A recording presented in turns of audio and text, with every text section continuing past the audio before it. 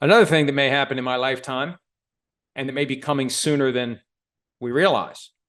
There was an item in the Financial Times that I noticed in Sports Business Journal's closing bell on Wednesday about Saudi Arabia creating a subset to its broader public investment fund of $650 billion that is focused solely on sports. And they have aspirations to expand their footprint in soccer, tennis, and other sports. And I've said all along,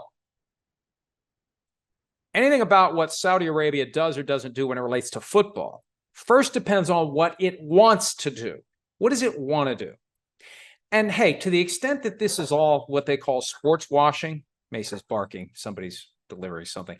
If this is all about sports washing, the best way to wash is with the fire hose of the NFL. So let's assume they're going to want to get into the NFL. It goes one of two ways. One, they show up with enough money to get the NFL to ignore and or change its rules regarding foreign ownership, whether of a minority of a team or all of a team. And they're one of the entities that could show up if they so desire and plunk down the cash to buy 100% of a team, no questions asked, and have all the money available to go about financing, free agency acquisitions, etc., without question. If you're a fan of a team, you would probably want the Saudi Arabia sports division of the Public Investment Fund to own your team because money won't be an issue. Spending won't be an issue. The salary cap, yes, but the money won't be. The budget will be, we're going to spend whatever we have to spend on coaches, on GMs, on everything. We're going to do it right. Because if you truly want to do it, especially if you're going to be in a competitive environment like that, you want your team to win. Sports washing doesn't work if your team is washed out. And if the NFL won't go along with it, what happens next? That's where it gets interesting. That's where it becomes potentially existential for the NFL. Would Saudi Arabia create a competitor to the NFL and offer more money, far more money than players could get? And look, there would be players under contract that would be stuck, but incoming draft picks, they're not under contract. They can go wherever they want.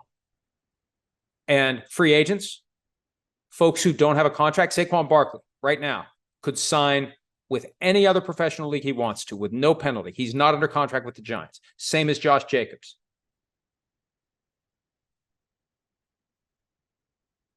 Offering big money like the USFL did to attract some great players, but the USFL wasn't competing with the NFL during football season.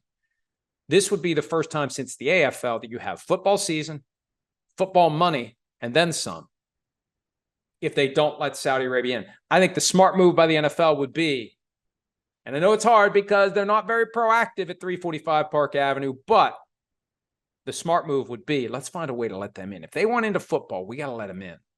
Because the last thing we want is for them to set up a league that competes with us because they got the money to do it. They got the money to get our players. They got the money to get our coaches.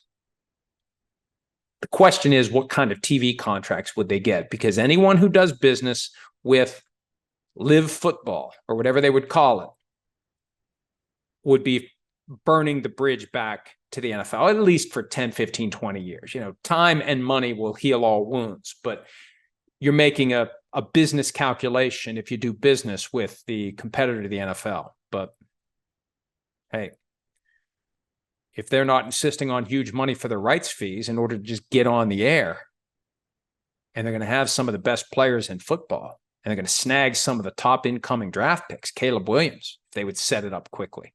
I don't know how long it would take to set it up, but the more money you got, the faster things like that move. Hi, it's Mike Florio. Thanks for watching PFT on YouTube. Hit subscribe for the latest news and analysis from Pro Football Talk.